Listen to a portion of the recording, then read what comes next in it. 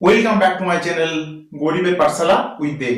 বন্ধুরা, আজকে আমরা চতুর্থ শ্রেণীর এই যে অঙ্কগুলো রয়েছে, এই ইটের অঙ্কগুলো এগুলো আজকে সমাধান করব।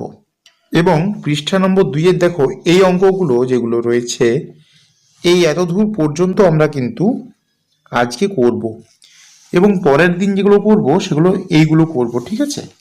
সেটা অন্য একটা ভিডিওতে করব। ছোট্ট বন্ধুদের জন্য আজকে আমি অঙ্ক নিয়ে এলাম, ক্লাস 4-এর প্রথম চ্যাপ্টারের অঙ্ক। চলো শুরু করি। দেখো বন্ধুরা, আগের পড়া মনে করি। আমাদের বাড়ির চারপাশে পাঁচিল দেওয়া হবে। আজ সকালে কিছু ইট এনে সাজিয়ে রাখা হয়েছে। আমি ইট সাজানো দেখি ও মোট ইটের সংখ্যা গুনি। তাহলে বন্ধুরা দেখো, আমার ছোট্ট বন্ধুরা, একটা, দুটো, তিনটে, চারটে ইট আমাদের দেখতে পাচ্ছি ছবির মধ্যে। তাহলে বন্ধুরা দেখো, এই যে চারটা ইট আছে, এই পাশে চারটা ইট আছে, তাহলে নিশ্চয়ই ওই পাশেও চারটা ইট থাকবে। ধরে নাও, তোমাদের আমি একটা বিষয় বুঝিয়ে দিই। ধরো এইদিকে একটা যদি ইট নামানো থাকে, তাহলে নিশ্চয়ই এই পাশেও একটা ইট থাকবে। আবার এই পাশে এরকম ভাবে সাজানো, গুচ্ছ আকারে সাজানো আছে, ঠিক আছে? এই পাশে থাকলে এই পাশেও থাকবে। তো সেই রকম দেখো, এই পাশে একটা ইট আছে, দুটো, তিনটে, চারটে, তাহলে নিশ্চয়ই ওই পাশেও থাকবে। এই পাশে যদি চারটা থাকে, তাহলে নিশ্চয়ই ওই পাশেও চারটা থাকবে। তাহলে এই পাশ চারটা, ওই পাশ চারটা, তাহলে আটটা। প্রথম সারিতে কটা থাকবে? আটটা ইট থাকবে। তাহলে 8টি ইট আছে প্রথম সারিতে। এইবার দেখো, এখানে দেখো, এখানে কিরকম কোণাকুণি করে এইভাবে দেওয়া আছে। মানে প্রথম সারিতে যদি এইভাবে দেওয়া আছে, দ্বিতীয় সারিতে এইভাবে ইটগুলো দেওয়া আছে। তাহলে দেখো কটা ইট আছে দেখে নাও। 1 2 3 4 5 6 7 8। তাহলে দ্বিতীয় সারিতেও কিন্তু আমাদের 8টি ইট রয়েছে।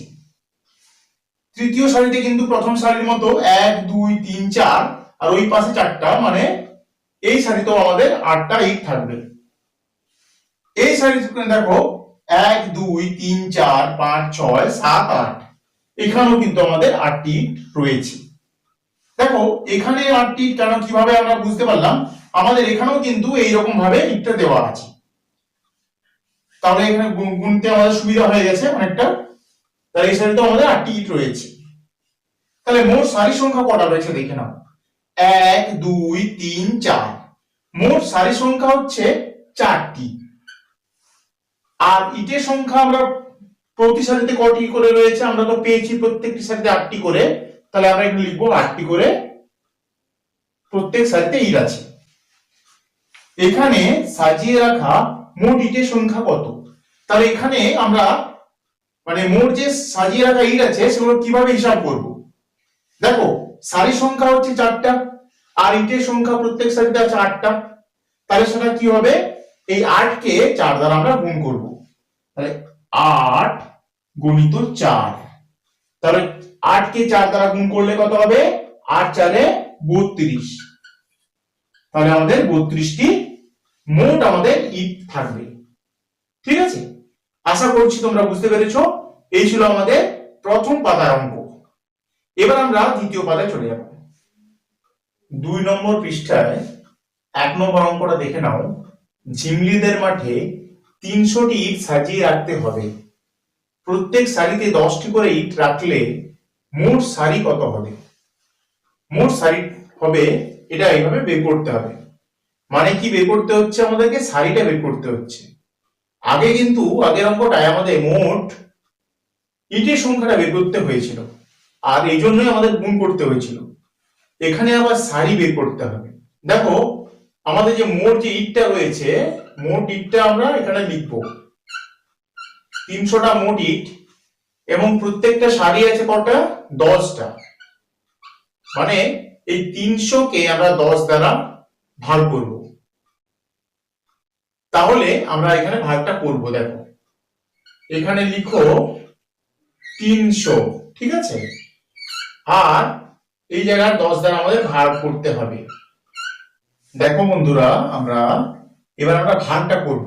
300 কে 10 দ্বারা ভাগ করছি, তাহলে 10-এর ঘর আমরা নামটা গুনবো। 10 একে 10। প্রথমে দেখো তিন তো ছোট হয়ে যাচ্ছে, এই জন্য আমরা দুটো সংখ্যাকে নিলাম, মানে 30 কে নিলাম।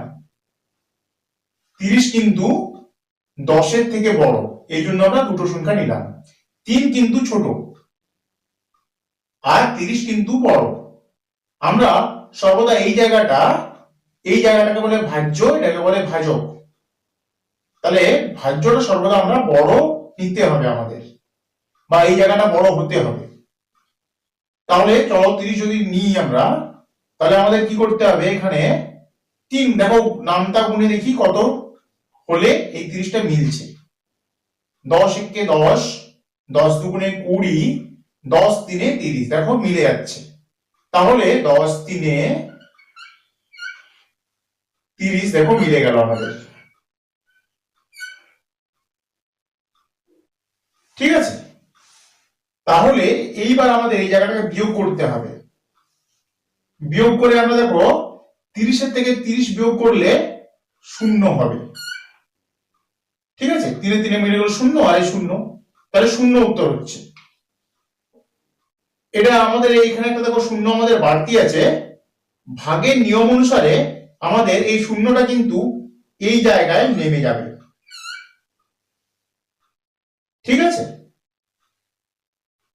এইবার আমরা দেখো যেহেতু আমরা এখানে 3 খাইয়েছি, এখানটা আমরা লিখবো 10 গণিত 3, এটা বুঝিয়ে দিলাম, মানে কত খাইয়েছি সেটা বোঝানোর জন্য এটা লিখে দিলাম। দেখো এবার আরেকটা বিষয়, এখানে আমাদের বিয়োগফল দুটো 0 আছে, এখানে 10 আছে। এখানে আমাদের ভাগের নিয়ম অনুসারে এই জায়গাটা বড় থাকা উচিত, কিন্তু দেখো 0 আছে।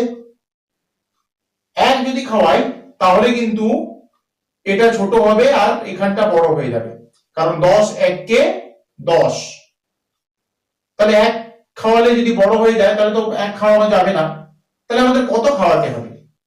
তাহলে আমরা 0 খাই, 0 খাওয়ালে ছোট হচ্ছে দেখো, তাহলে 0 খাওয়াবো। এখানে 0 খাইয়ে দেখো 10 কে 0 দ্বারা গুণ করে দেখো কত হচ্ছে, 0 0, তাহলে 10 কে 0 দ্বারা গুণ করলে হচ্ছে দুটো 0, তাহলে এই জন্য আমরা এখানে 0 খাওয়াবো। 0 খাইয়ে এখানে হলো 10 0 হচ্ছে দুটো 0। ঠিক আছে, তাহলে এরকম মিলে গেল অঙ্কটা। তাহলে আমাদের উত্তর কত হচ্ছে 30। এই জায়গাটা বোঝানোর জন্য আমি এখানে লিখবো 10 গণিত 0, এই জায়গাটা আমরা 0 দ্বারা গুণ করে মিলালাম বলে এইটা আমি উল্লেখ করে দিলাম। তাহলে আমাদের ভাগফল কত হচ্ছে 30। তাহলে এখানে আমরা উত্তরটা লিখে দেব 30, 30টি হয়ে গেল আমাদের অঙ্ক। আশা করছি তোমরা অঙ্কটা বুঝতে পেরেছো। দেখো আবার আমি একটু বুঝিয়ে বলছি। প্রথমে আমরা 10 3 30 খাওয়ালাম, দেখো মিলে যাচ্ছে।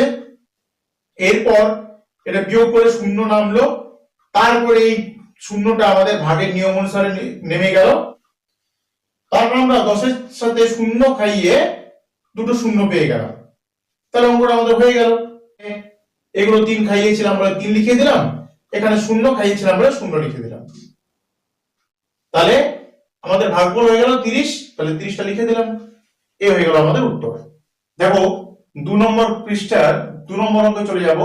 সুজিত প্রতি সারিতে 8টি করে 208টি ইট সাজিয়ে রাখলো, তাহলে মোট সারি হবে ড্যাশ ভাগ ড্যাশটি সমান দেওয়া আছে, সে মোট ড্যাশটি সারিতে ইট রাখলো। তাহলে বন্ধুরা আমাদেরকে এই চিহ্ন থেকে বোঝা যাচ্ছে যে এখানে ভাগ হবে, বুঝতেই পারছো। এবার আরেকটা বিষয় তোমাদের বলে দিই, যেহেতু সারিটা বের করতে বলা আছে এই কারণের জন্য কিন্তু এটা ভাগ হবে। তাহলে চলো এই বড়টা প্রথমে লিখি, 208 ভাজিত 8টি, তাহলে আমাদের এই ভাগফলটা বের করতে হবে। চলো আমরা এই 208 কে 8 দ্বারা ভাগ করে দেখি। একক, দশক, শতক, ঠিক আছে। এইভাবে আমরা লিখবো 2, 0, 8 কে ভাগ করব 8 দ্বারা। দেখো 8 একে 8, 8 দুগুণে 16 হয়ে যাচ্ছে, 8 3 24 বেশি হয়ে যাচ্ছে, 3 খাওয়ালে বেশি হয়ে যাচ্ছে, এই জন্য আমরা 2 খাওয়াবো। 8 দুগুণে 16। এইবার আমরা এটাকে বিয়োগ করব। 6 আর কত হয় 10, 4 এ 10, হাতে থাকে 1, এই 1 আর 1 এ 2, 2 আর 2 মিলে গেল, তাহলে এখানে 0 হয়ে যাচ্ছে। বাঁ দিকে শূন্যর কোনো দাম নেই, এই জন্য আমরা লিখলাম না। এই 8টা দেখুন নেমে যাচ্ছে এখানে। দেখো এবার আমরা নামটা ঘুষে দেখবো, এটা 8 6 48 মিলে যাবে, কিন্তু তোমাদের বোঝানোর জন্য আমি প্রথম থেকে নামটা ঘুষে দেখিয়ে দিচ্ছি। 8 একে 8, 8 দুগুণে 16, 8 3 এ 24, 8 4 এ 32, 8 5 এ 40, 8 6 48। ঠিক আছে, তাহলে এখানে 6 খাওয়াবো। 8 6 48। ঠিক আছে, এই দেখো আমাদের অঙ্ক মিলে গেল। তাহলে আমরা যেহেতু এখানে 2 দ্বারা খাইয়েছিলাম, এইখানটা লিখে দেব 8 গণিত 2 সমান 16, আর এই জায়গাটা লিখে দেব 8 গণিত 6 সমান 8 6 48। ঠিক আছে, তাহলে এই ছিল আমাদের অঙ্ক। এবং আমাদের ভাগফলটা কত আছে 26, তাহলে আমরা এখানে 26টি উত্তর হয়ে গেল। আর সে মোট এখানেও 26টি সারিতে ইট রাখলো, তাহলে আমাদের উত্তর বেরিয়ে গেল 26টা। ঠিক আছে, এই হয়ে গেল আমাদের 2 নম্বর অঙ্ক শেষ। ও 3 নম্বর অঙ্ক 2 নম্বর পৃষ্ঠার। সোফিয়া 12টি সারিতে কিছু ইট সাজিয়ে রেখেছে, প্রতি সারিতে 12টি করে ইট রেখেছে, তাহলে মোট ইটের সংখ্যা কত? তাহলে দেখো 12টি সারি এবং 12টি করে ইট রাখা আছে, তাহলে মোট ইট 12টি আছে এবং 12টি করে সারি আছে। তাহলে আমাদের কি করতে হবে, এটা গুণ করতে হবে। তাহলে 12 গণিত 12, তাহলে আমরা গুণটা করে দেখে নেবো একবার। চলো এখানে আমরা গুণটা করি। 12 সাথে 12 গুণ করছি, স্বাভাবিকভাবে গুণটা করব। 2 দুগুণে 4, 2 একে 2, একটা ঘর কেটে দিলাম, 2 একে 2, 1 একে 1, 4, 2 2 4, আর এই 1, তাহলে 12 12 হচ্ছে 144। তাহলে 144 হচ্ছে আমাদের গুণফল। ঠিক আছে, তাহলে সোফিয়া মোট 144 টি ইট সাজিয়েছে। বন্ধুরা 2 নম্বর পৃষ্ঠায় দেখো 3 এর নিচের দিকে যে অঙ্কগুলো সেগুলো একটু করবো। দেখো দেখো মোট ইট এখানে ফাঁকা ঘর দেওয়া আছে, প্রতি সারিতে ফাঁকা জায়গা দেওয়া আছে, ফাঁকা ঘর দেওয়া আছে, তাই মোট সারি হবে ফাঁকা ভাজিত ফাঁকা, তাহলে ফাঁকা। তাহলে আমাদেরকে এখান থেকে ইটগুলো গুনে মোট ইট কটা আছে এবং সারি কটা আছে সেটা একটু বের করতে হবে। তাহলে চলো গুনে নিই ইটগুলো।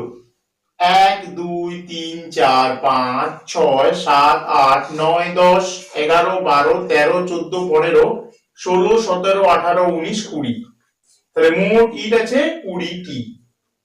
ঠিক আছে, এবারে সারি কটা আছে দেখো, প্রতি সারিতে কটা করে আছে 1 2 3 4 5, তাহলে প্রত্যেকটা সারিতে 5টা করে ইট রয়েছে, তাহলে আমরা এখানে লিখবো 5টি করে, প্রতি সারিতে আছে 5টি করে। ঠিক আছে, তাই মোট সারি হবে, দেখো তাই মোট সারিটা বের করতে গেলে কি করতে হবে, ভাগ করতে হবে।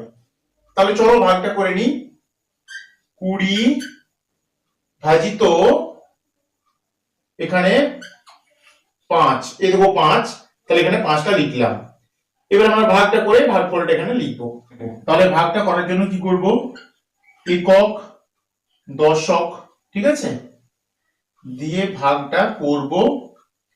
এখানে লিখবো 20, মানে ভাজ্যতে 20 লিখবো, ভাজক লিখবো 5। তাহলে চলো দেখো 5 4 এ 20, দেখো মিলে গেছে। তাহলে আমাদের ভাগফল কত হচ্ছে 4, তাহলে এখানে উত্তর হবে আমাদের 4। তাহলে কি হলো, তাই মোট সারি হবে 4টি। তাহলে আমাদের সারির সংখ্যাটা পেয়ে গেলাম, তাহলে সারির সংখ্যা হচ্ছে 4টি। এই ছিল আমাদের অঙ্ক 2 নম্বর পৃষ্ঠা শেষ হয়ে গেল। ঠিক আছে।